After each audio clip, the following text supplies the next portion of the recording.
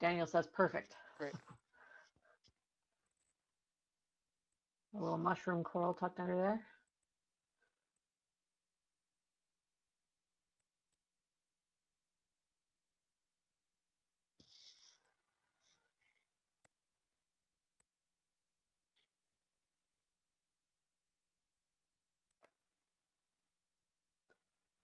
Nice bright yellow anemone.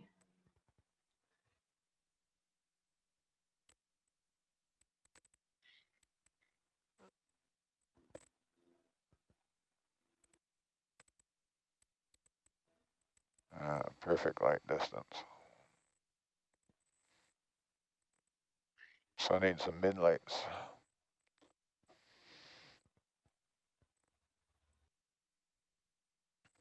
Flashlight you can put in the manipulator arm and kind of poke it underneath the ledge.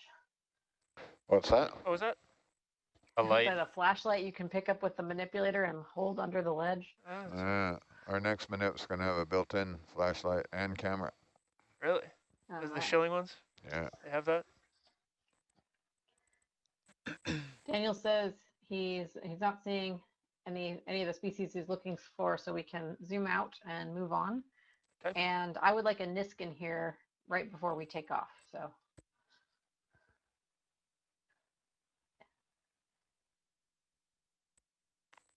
since we've got a few little corals around.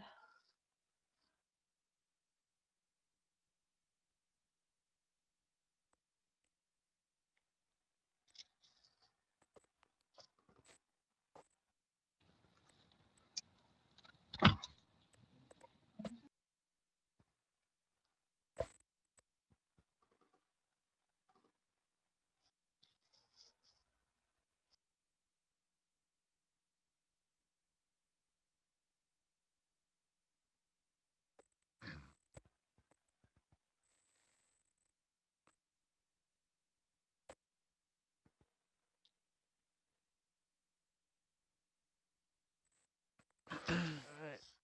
Alright. Do a Niskin? Yeah, I'd just back away and put your autos on and do the Niskin. Do you have a little overview? It looks like that thing goes on for a while, so. Yeah.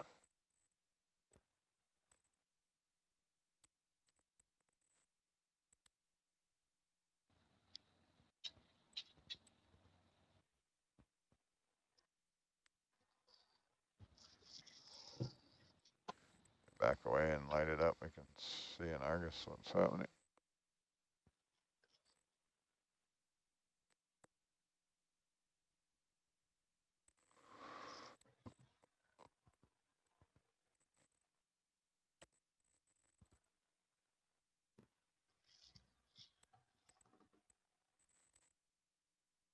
Alright. So nice big exposed ledge. That's fine. Get back to clear water. If you come back to your right.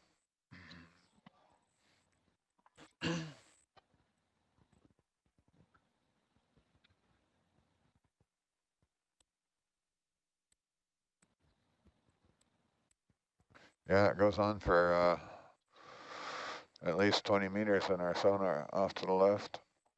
Yeah, we'll be heading that way on the way out. We can pass it.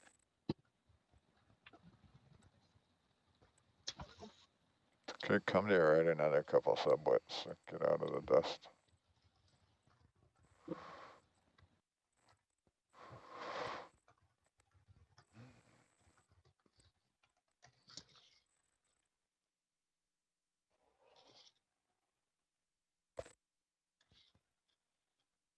Yeah, somewhere in there. Clear Niskin.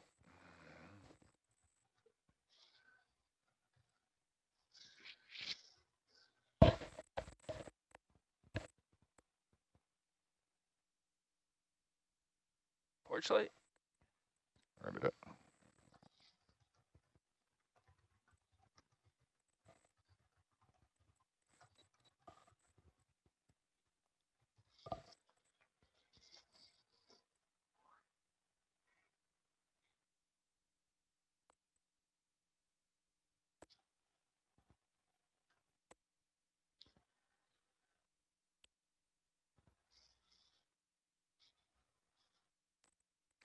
Number 2, yellow, is it? I think, Jake. Yeah, we can go Two? for number 2. Yeah, the yellow, Yellow? looks like it's number 2.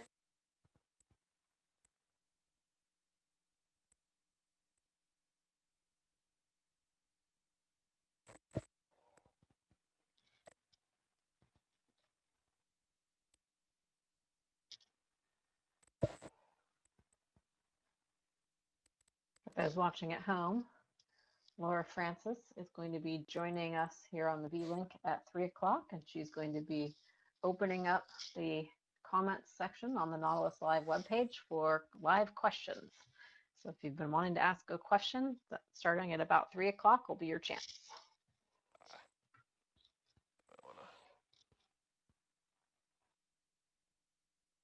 Oh, you got that one. Blue will do. You can pull blue. Doesn't have to be in order.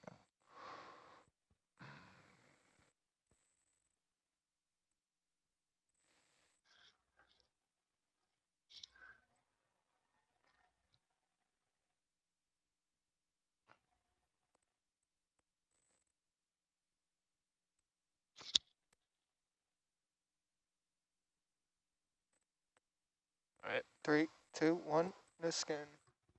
It went. Up. Yep. Sweet.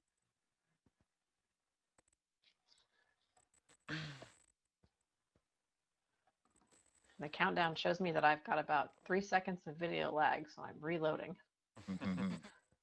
That was sample number 106. 106, Roger.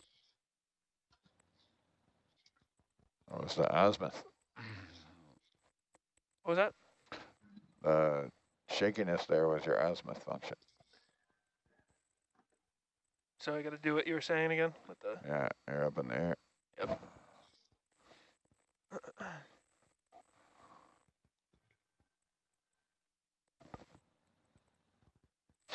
Okay, still eastward then. Hit another one of these yellow patches.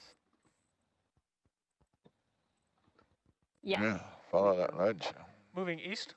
Yeah, Okay. east.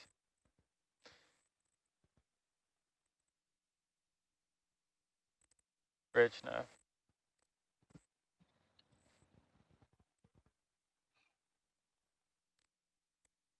Step 200 meters west. The other east. Yeah, I was going to say. I was like, didn't you just come from that direction? I was backwards. West. East. That was everybody knew what I meant. Been hanging around me too long. I know, yeah.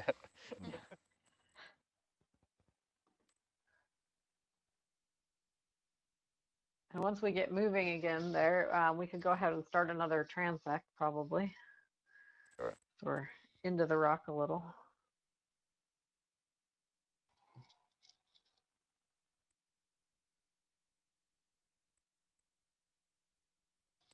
Pace it a bit. You're already out in front. Okay. So we can just look at it until Argus. Just crab along. Yeah, until Argus comes in towards you. And we'll start after it goes. Ooh, crab. I crab look piece. to the right and follow the. So that ledge still to your right? If you look right.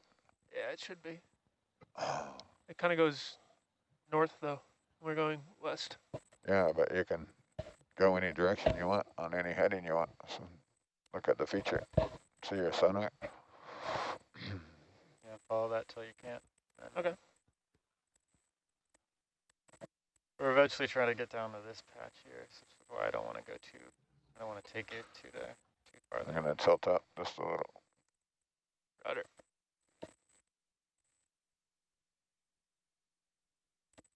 Yeah. That's all I want to see.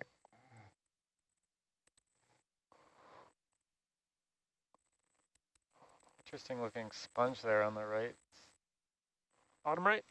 Yeah, what is that? Yeah. I think that's what we just sampled. Is it? It is. Yeah. Seems to be droopy. Yeah, one of the things, or one of the great things but tricky things about sponges is depending on the water currents, some species can have incredibly different morphologies. This one seems to pretty consistently grow in these little tube clusters, but some of them can be in one area grow as a stalked form, and then in another area you'll see them more as these kind of funnels or vase shapes. That auto heading's gonna kill you. Really? We Didn't had turn one in off. a tank at a marine lab where I used to work, and it used to shift Stop shape fairly regularly. Hmm. Sometimes like a little spiky ball, and other times just completely smooth and round, and it would all just depend on the flow in the aquaria.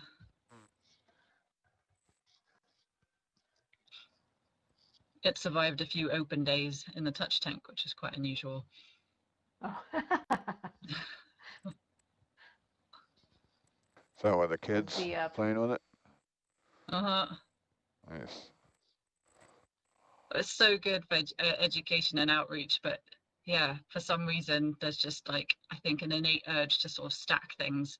So you'd come and find all the brittle stars have been, all the like, sea stars have been stacked up on top of each other. And have to... It's like Jake with the tape rolls. Yeah. Got a little coral next to that anemone. Ah, yeah. All right. Again, it might be. Do you want to zoom? Yeah, if you can do just a snap Steve? zoom. Bubble gum. A baby bubble gum. Yeah, a little baby bubblegum coral.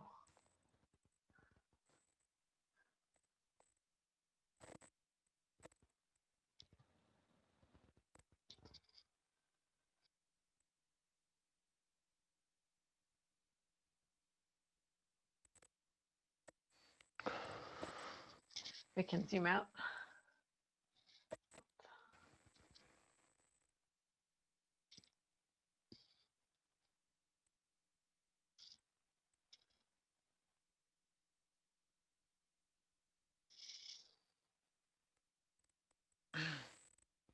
It's like Argus is picking up speed, so whenever we want to set up for a transect.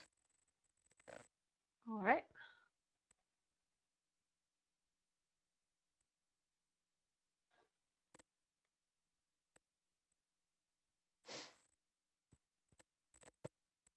That looks like those tube sponges, but hanging in tubes, in larger tubes. That does look, yeah, that does look different.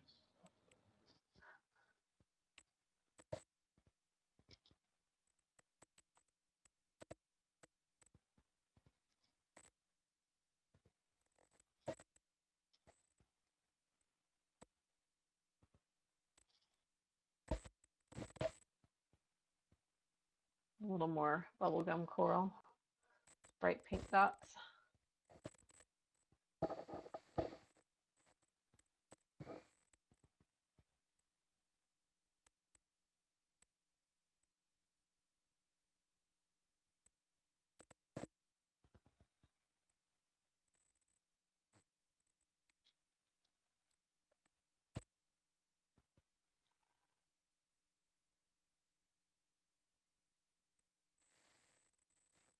One of our scientists ashore is noting that this rock does appear to be a like conglomerate, and mentioned that since it seems to parallel the slope, it may be debris that was shed off during lower sea level stands. Some nice layers there in the shot. Yeah.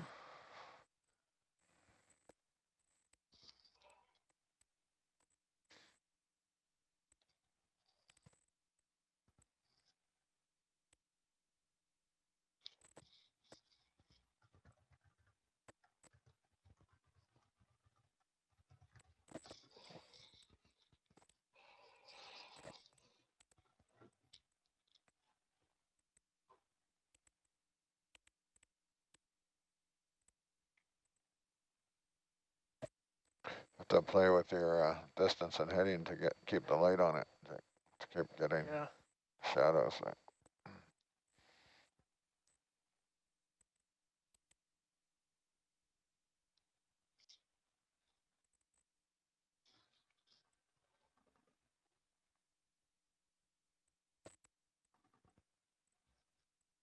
Might start to tug.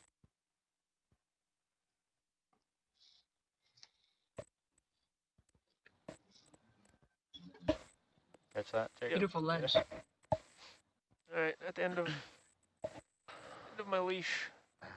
All right. Can move on after the ship and Are we altering course to leave the feature, are we? Is that, No, we were heading east to get to this other feature over here. roger. And while we're doing that, we'll get a transect along the way.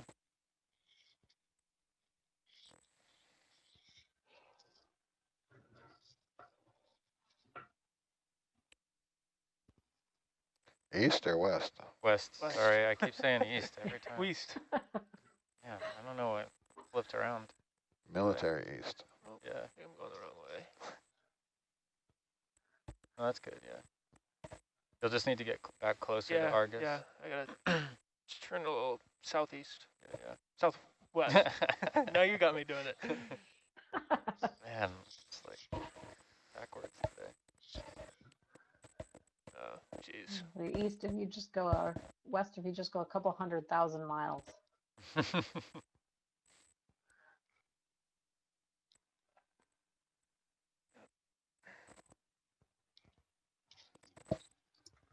Hi there, this is Laura Francis joining from Channel Islands National Marine Sanctuary, and we've got the question box opened on the Nautilus Live website, and some questions are coming in, so let me know when you're ready to hear some of those.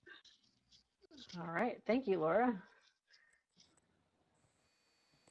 Sounds good. So we could probably just jump right in with them while we get set up for this transect. Okay, great. There are a lot here.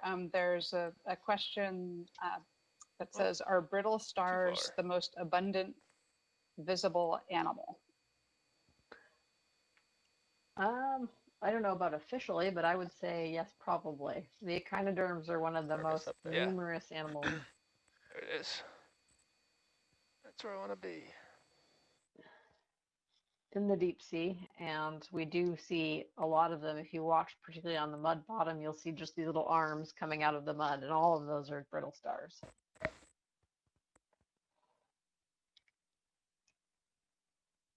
Great. We have a question from Bridget from the Netherlands, and she asks if all corals are somehow related to each other from ancient times, and is that the same with sponges? And can you see that in the DNA? And she loves your English accent because it's easy for her to understand.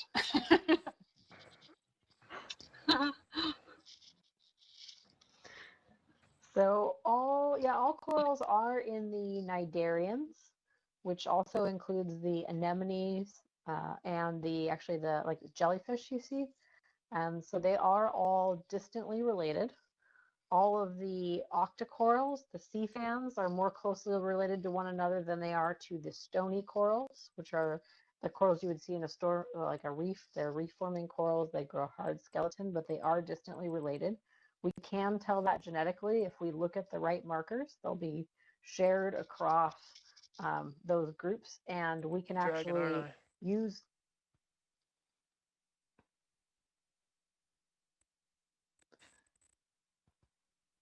use those markers actually to get a time estimate on how long ago they diverged. And the same is true for sponges. And actually, sponges are one of the most primitive multicellular animals. Yep, I was going to say, if you look on the tree of life, you got people sometimes ask me if they're animals or plants, and they're definitely animals, but some kind of pretty ancient text. There's writing by Pliny that called them neither animals or plants, but sputum of the sea, which is kind of rude, but we now know that they are filter feeding animals, and some of the most primitive.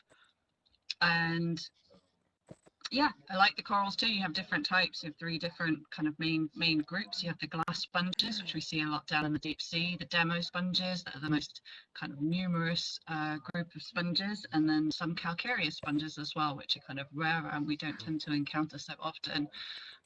But they are all related, but they're quite different in terms of their physiology. Yeah, I'll let Meredith can answer more fully on the genetic side of things. Yeah, those are much like with the corals. They are all genetically related from the distant past, and we can use common markers. We're usually using the 18S with the 18S gene to see how long ago they separated. Just to interrupt here, did you want to do a transect here, or did you want to wait till we're in a bit of a different terrain? Let's go ahead and do a transect here, and then we can, because I think that'll get us into the other terrain probably, Yep. and just get us to move along. Okay. You happy with that? Sure. Okay. All right, Taylor Ann. Alrighty. That's transect number 4. Is it number 4?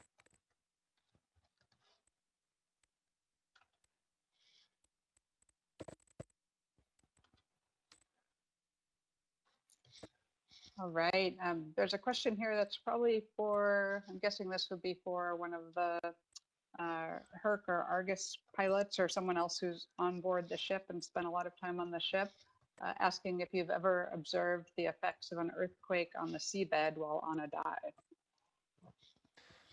I have not. I don't know about Dan. No, not on a dive. Not a noticeable one where you see stuff tumbling down the walls or something like that. We have dove on we were somewhere north of New Zealand, and we had a huge eruption in the caldera, and we dove the next day. Saw some of the recent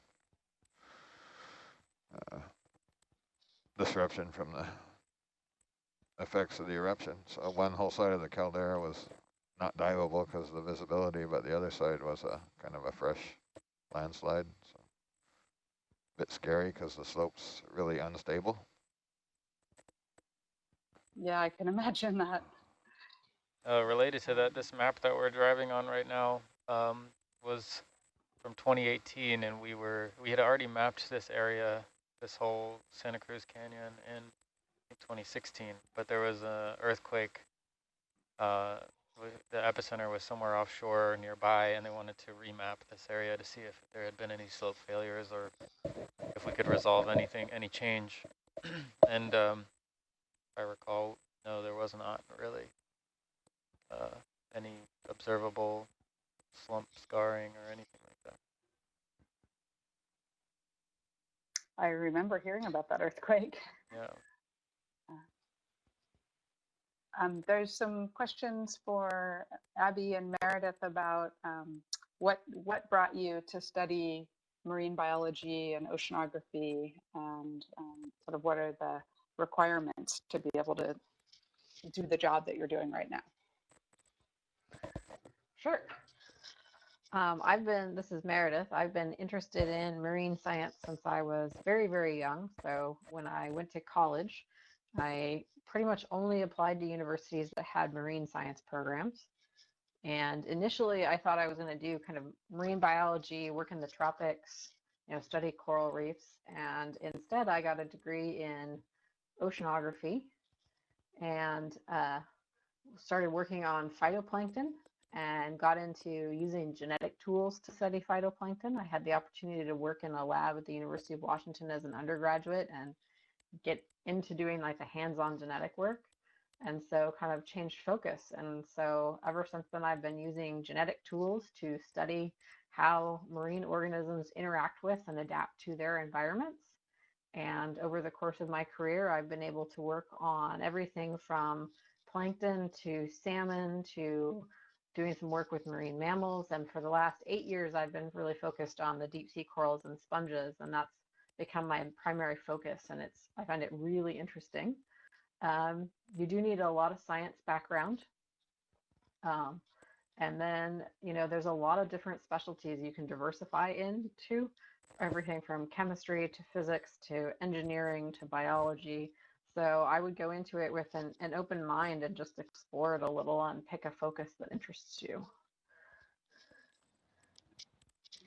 Yep, I would back that up. I took a bit of a more noodly route. I actually when I went to start my undergrad, I had signed up to do law and then had a massive panic and a moment of what am I doing? This isn't right for me. And within the first month, swapped over to biology. So my undergrad was actually just a more generic biology degree where you kind of do molecular biology, biochemistry, and some ecology as well. And then just gradually, I became kind of more focused on the marine environment. And then, as Meredith said, just taking advantage of opportunities as they come up. Sometimes if you're at university, you'll see an email go round that is looking for students who want to come and kind of help out on a particular project, and that definitely helped me get some experience. The first time I went out on a research vessel was actually in New Zealand, doing some surveys on some seamounts out there, and spent a lot of time sifting mud and also looking through some experimental trawls that we were matching with images from a towed camera system. And yeah, it was just such an incredible experience that really stayed with me. So yeah, just taking advantage of these kind of opportunities as they come up, I think can help you find where you what you're going to be kind of specializing in. Yeah, what you just Great. described is exactly how I got into this position. There was a departmental email that went around for a Nautilus internship, and I applied and ended up on here in 2013, and then now this is my career how many years later. Yep, and sometimes things don't work out the first time. I know I had, sort of applied for things before, and you don't always get it the first time around, but opportunities come up again, or sometimes like a conversation that you'll have, it might not work out the first time, but the next year there'll be a different cruise or a different research project. So yeah, things come up. Just if you're really interested in it, then there'll be ways to make it happen. Thanks so much. And one thing that I hear from all of you and I share with you is just an enthusiasm and passion for the work that you do. There's a follow-up question about if someone can use their computer science degree to go into marine biology and oceanography. I would say yes. Actually, there's a lot going on with machine learning for teaching AIs to analyze parts of like the transects we're doing now or different imagery. During these dives here in Channel Islands, we've been doing image capture for putting together photo mosaics and structure from motion. And all of that requires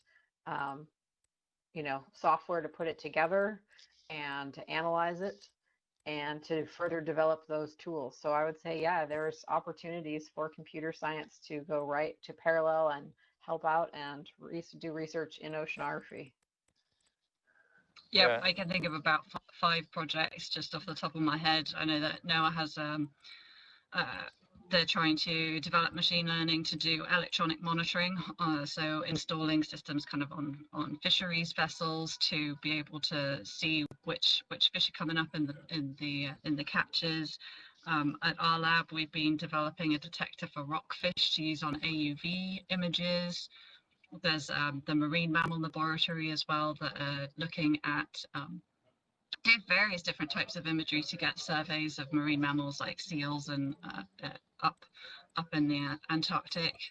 And all of those projects, it's just really, really key having someone who has that computer science knowledge to help kind of refine the algorithms and also kind of be that bridge between the biology and the computer science, so you really have tools that are accessible and can do the job that we need. And I can just see that the volume of images that we're able to collect just keeps increasing exponentially. So with that, we really need the tools to be able to analyze all this data.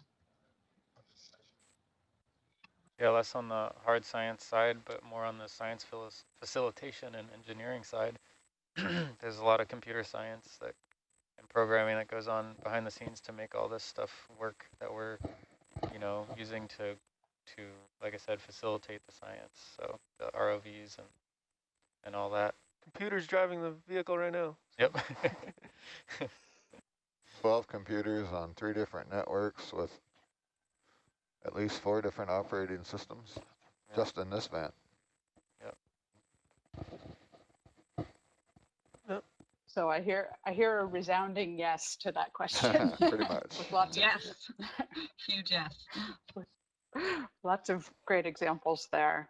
And there's a question asking about the distance between the lasers on Hercules and what are they being used for? 10 centimeters. I thought it was 4 inches.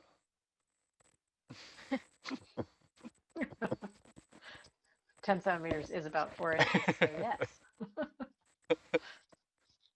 Sorry, it's an old joke that never gets old for me. Everyone just stared at Dan. Yeah. What planet are you? I'm not from around here, sorry. Can't do that metric we have stuff. those on because the biology team here watching this, we use those to measure what we're seeing on the seafloor. So like during this transect, they count all of the animals that are larger than 10 centimeters. And they use that 10 centimeters also to estimate the size of the fish so they can get a size distribution and to kind of estimate the amount of ground they've covered as well.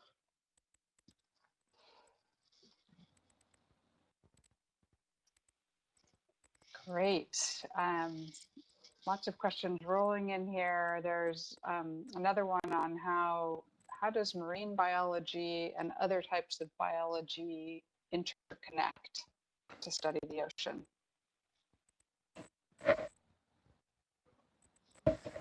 Meredith, you studied oceanography, didn't you? That was your start. Yes, so I did biological oceanography. So that was, we did a lot of work studying mainly the microorganisms that support kind of oceanic food webs, so the phytoplankton and zooplankton communities. There's also, you can do individual like mammalogy to study marine mammals, or ornithology looking at seabirds. There's a lot of work just doing kind of more using traditional ecological tools to study the interactions. I'm a geneticist, so I use the same genetic tools that you could use doing population genetics in, you know, trees on land. We use the same software and same algorithms to study the connectivity between different coral communities on the seafloor. And the same genetic tools that you would use to study human systems, we can apply to marine animals. So biology is a big toolbox, and you just have to apply it the right way. Rock. Thought I was going to be able to just skim by, but nope.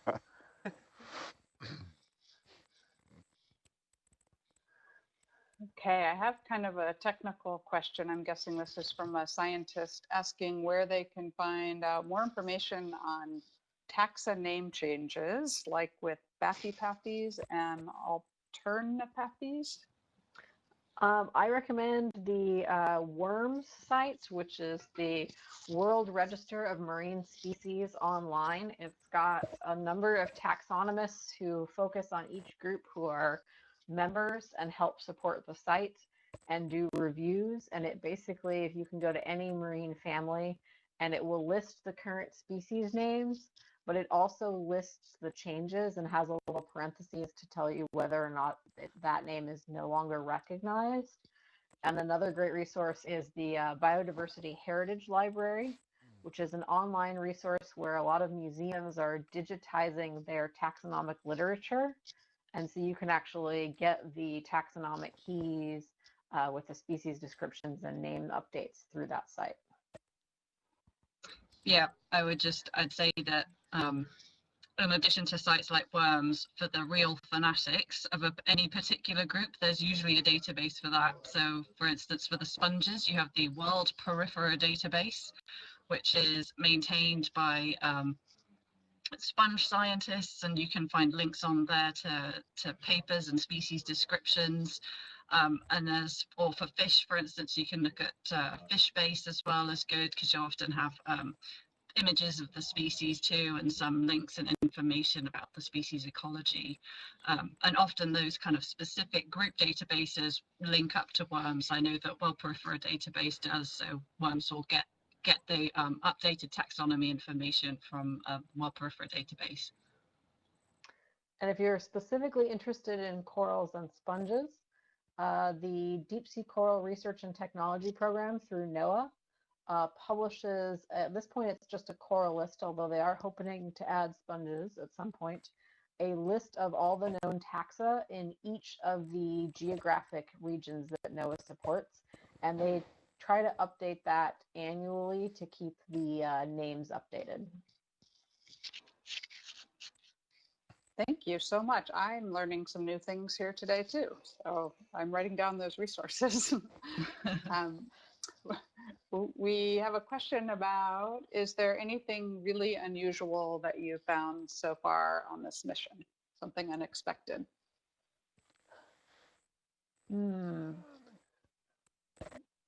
We had the really deep dive off of Santa Lucia Bank, where we had the ROVs all the way down at 3,800 meters, and we were seeing a lot of the more unusual, really deep sea taxa that we almost never get to see because it's outside of the area where there's fisheries, and you need these really big ROVs like this that can take the pressure to be able to observe those. So just being able to observe those animals in their environment rather than seeing them in a museum collection was pretty special. Yeah, I enjoyed those. The stalked tunicates, the Culeolus, I was not familiar with those before. The horsehead ones, those were pretty cool. And it is, I think it's also a testament to Herc and the Nautilus and OET's whole setup, is that it's so easy to forget how deep we are here, and yet even at these depths, you know, that everything works. You can take samples, the claw and all that, it's all operating under huge pressure, but things just kind of continue so smoothly. It's really fantastic. I would also follow up with the being able to observe the behavior of some of things like the deep sea fish in situ is pretty cool. So the dive to see the Petrale sole spawning grounds, where at the end of the dive they found these piles of sole that they think are possible spawning aggregations. Being able to get that kind of in situ, you know, not in an aquarium, observations of behavior is important and interesting. Excellent. We're getting a lot of just great comments saying people are, you know, working from home and really happy to be able to be reminded that there's a whole world out there that's still out there, and they've been watching live over the last couple of weeks and really appreciate the opportunity to do that. So thank you for letting them do that. There's a question here about citizen science and someone who I guess had been involved with a project on where they were shown pictures and had to identify what they saw in the picture as part of like a crowd research project. Do any of you know anything about that, or is anything like that still going on where people from home can help with science? So I'm not directly involved in any of those projects. It's a lot of times it's a little hard for NOAA to set those up, although they do occasionally, but there are several great resources for that. On my own time, usually when I was commuting, I would participate through a website called, I think it was zootaxa.org, that does things like having you mark animals in photographs as part of a citizen science initiative. They also do things like you can help mark new nebulas or stars in astronomy images. And so that's, if people want to participate, that's one of the websites that has a lot of those projects. They kind of host them for a lot of different research groups. They had a project for a while that was marking scallop images from surveys that were done in the Northeast. What was that website again? Yeah. I think I'm going to double check it right now. And I actually think Zooniverse.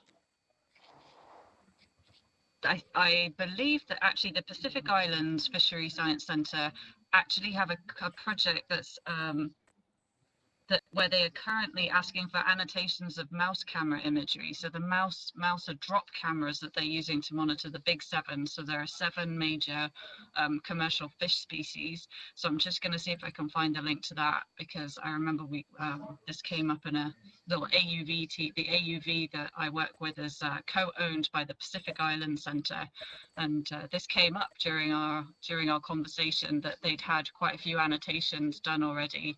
This is to help train some of those AI models. So I'll just see if I can get that address as well. Yeah, the one I was talking about is zooniverse.org. And more broadly, people can look for citizen science as a good term to search for, right? Yeah.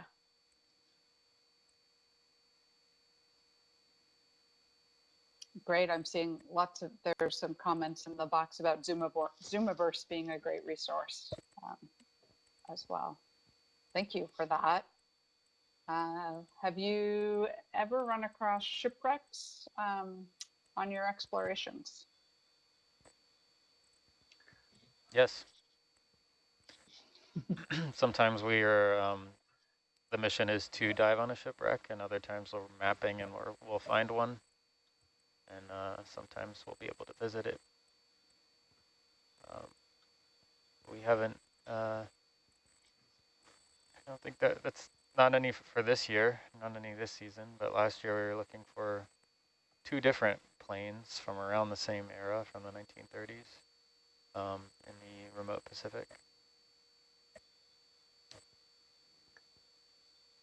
In 2017, they did one of the wrecks off the California coast, I think.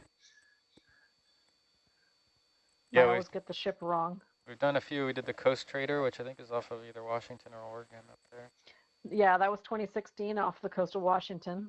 It's actually in Canadian waters, but just north of Olympic Coast National Marine Sanctuary. Right. Let's just mark that at the end of a transect there. All right.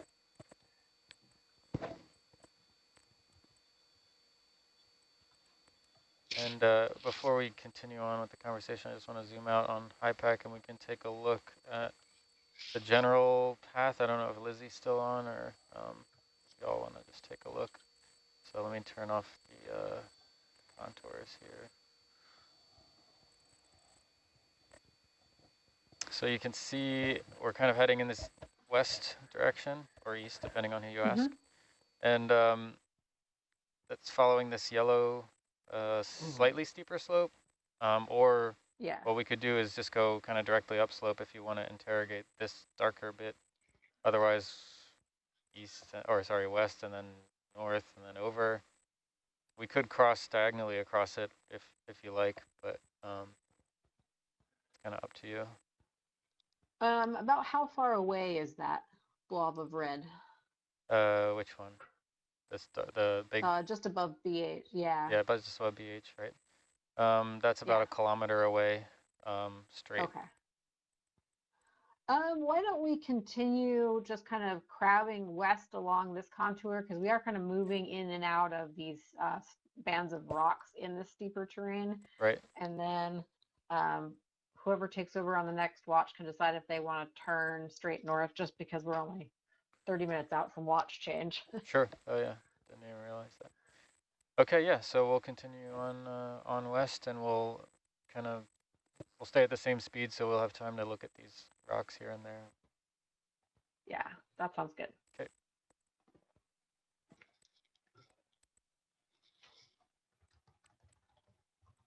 So I've just thrown that in the science chat. If people do want to help out monitoring some of these Hawaiian bottom fish populations, it's a project called Ocean Eyes. And I've shared the link there on Zooniverse to that particular project. I think it just opened for people to get trained. Could be biological, yeah. Grass. Yeah, it looks like a clump of possibly Phyllospatix, the surf grass. Huh. Tumbleweed. Yeah. Quick zoom on it, Steve. Yeah, that's biological.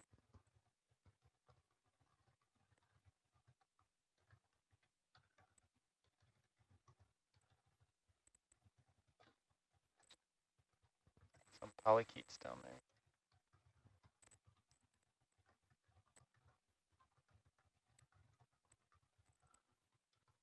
All right. There's a question of what's the clear sort of white worm-looking thing to the that we just zoomed in on. A Holotherian, I think, a sea cucumber. Is that what they're Yes, talking those are. Yep, I think so. Yeah, so those are Holotherians or sea cucumbers. They're common names. They're pretty common in the deep sea too. They look like they have these feet-like appendages. And they're moving along the bottom, and they're feeding on detritus. So they are getting their nutrition from organic matter that's in this mud, and we see them in large numbers. So transparent, you can almost see their gut. Lizzie has joined us in the science chat, and I was just going over the plan with her. Could we zoom HIPAC back out for just a minute? Sure thing.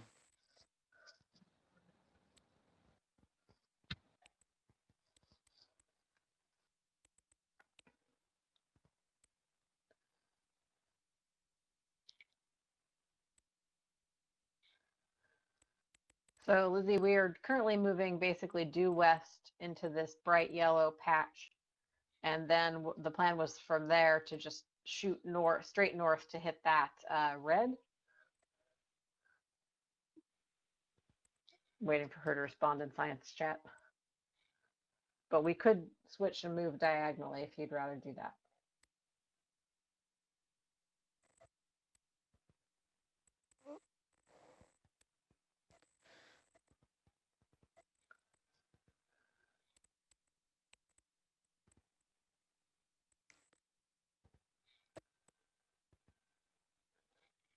Have you seen any squid on this expedition so far?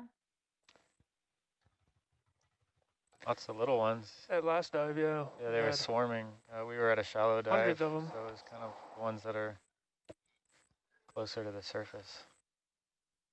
Little ones. I've just heard from Lizzie. We're going to go with the plan that we just made to just move into this yellow patch, so we can zoom back in. Okay, so continue west.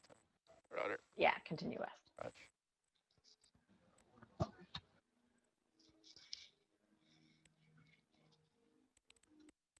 We have such an array of questions here. There's a question about implications of climate change and warming on marine flora and fauna, and how will that impact, you know, in terms of increasing and or decreasing different populations. That's a very multifaceted question. So I don't know if anyone wants to comment on that. I mean, there are very many different aspects to climate change that could potentially impact these creatures that we're seeing. I know for corals, for instance, like shallow water corals are very susceptible to things like warming temperatures because they live in association with algae, zooxanthellae, and we know that when things get too hot, the corals expel those zooxanthellae, and if that happens over long periods, then the corals will die. So these corals we're seeing down here, there's no light, they don't have any associates, but for the stony corals that lay down a hard skeleton that's kind of derived from the calcium carbonate, things like ocean acidification, which is one of the effects of climate change, can weaken those skeletons, and so that can affect things like corals. It can also affect things like shellfish. So I think it's a complicated question, and there's likely to be sort of winners and losers, quote unquote. So I know that sponges, for instance, that have a glass skeleton are less likely to be susceptible to things like ocean acidification than corals are. But they are also sensitive to things like temperature. So it is can be quite hard to predict.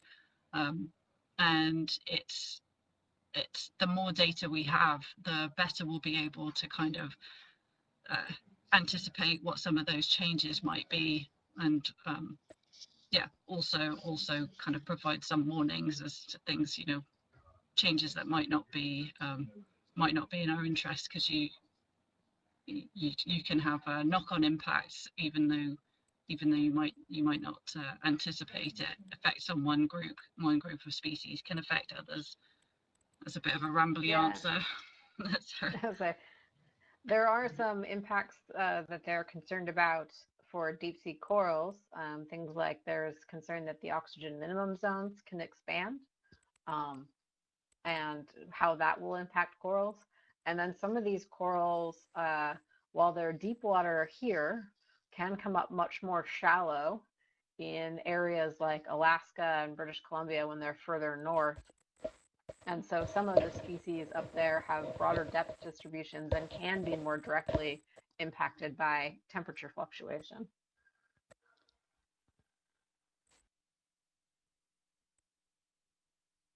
Thank you both so much. Okay, here's a question for the Hercules team. Somebody's asking, what coding language is the software on board Hercules written in?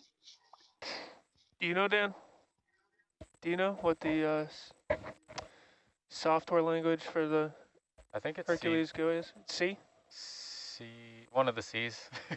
C, Yeah. C++, C#, something. I actually think I remember Ben saying that. I think it is our data engineer saying it was in C or C++. Yeah. That might have been from our computer science person question. So. I have a few little things going on in Python, but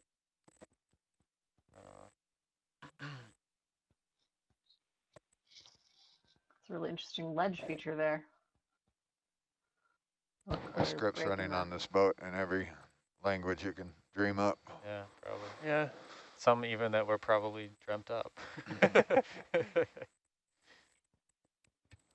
There's a lot of different pieces of software that need to talk to each other. Some that don't directly do that. So we need some intermediate data interpreters.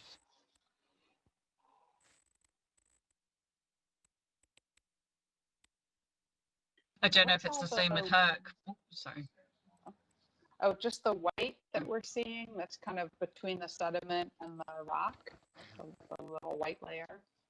I think that's altered rock still. I don't think I'm at the end of my leash.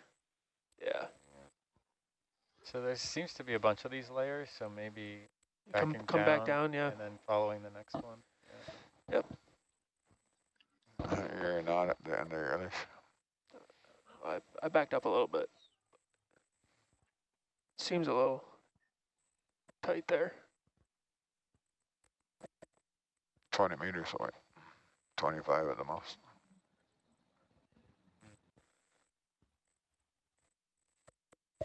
Interesting sponge there. Yeah.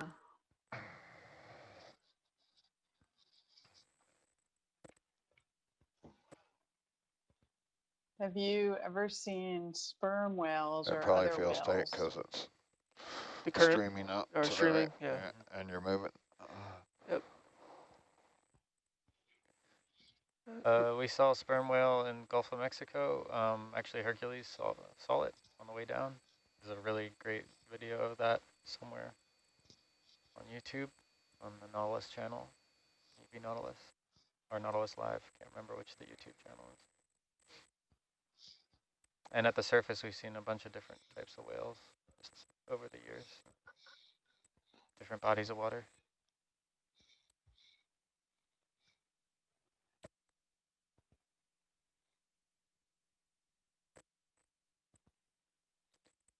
Talking about like that white stuff that you were seeing before? I think they were talking about the rock at the base of the bedrock. There was like a lighter coloration. Okay. I don't think it was a layer. I think it was alteration, but from being exposed. Still part of the rock formation. Yeah. Okay. Thanks. It was kind of like a brick red in the middle. So like the base of it was the creamy white, and then brick red, and then the black top. Yeah. Don't know what that is, but interesting.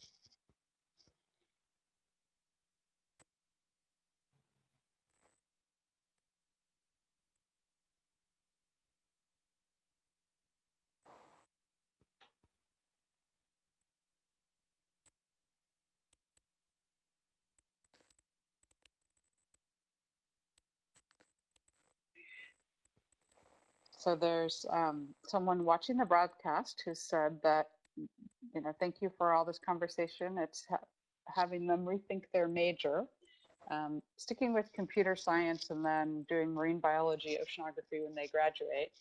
And they would like to know for the ship crew, what's life like on board a research vessel out at sea?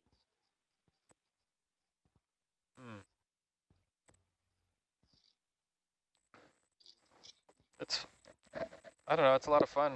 A bunch of us are long timers and we do it for quite a bit of the year. Obviously, like, all the science that we're talking about right now, although the scientists are ashore, but in general, being able to interact with different groups that come through and talk about, what their missions are and what their goals are and kind of what they're passionate about, and being a part of that team to help facilitate them execute that is it's a lot of fun. Yeah, as a newbie, I really enjoy it. This is my second time out on the Nautilus, and I do get seasick, so that's something that a lot of people are concerned about. But there is medication that helps, or ginger chews and things like that. But it's really a great experience to be out here and meet so many different scientists from different backgrounds. So you have biologists, geologists, and even some people that are interested in biomedical research. I think the next cruise is going to be looking at. So you come across a lot of great people, and I think that's been my favorite part, other than obviously seeing the cool stuff on the ship. It's just awesome being surrounded by people that are passionate about the same things that you are. And yeah, the food's great. You get some good sleep when you're really exhausted after doing a lot of fun things like processing samples and being on watch. So you sleep pretty hard and the ship rocks you to sleep, so that's nice. Yeah, I think also being a newbie, one of the best parts is you're just like learning so much every day, and there's always new challenges and always stuff you haven't seen. So it's a lot of fun to come across some sort of problem or some sort of challenge that you've never had to deal with before and work through it and learn from the other people who have had lots of more experience than you have, and see how they handle things. I can't speak to other ships so much because this is the main one that I sail on, but everyone here, all the different departments, it's really like, it's a learning environment. So any one of us who's in a different,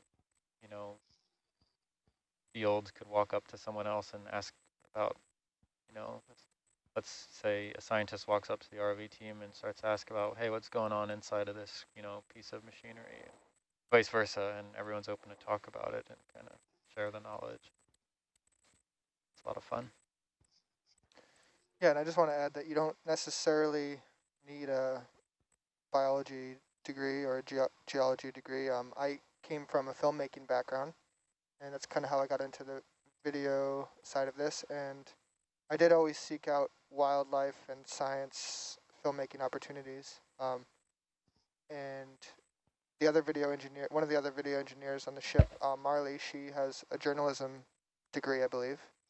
And yeah, so it definitely helps when you love science and you try to participate in it, but it doesn't mean you can't be on Nautilus if you don't have a biology degree or an engineering degree.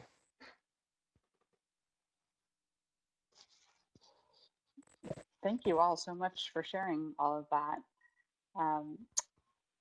There's some specific questions about Hercules in terms of how far it can travel away from the ship and if the ship is stationary when Hercules is in the water.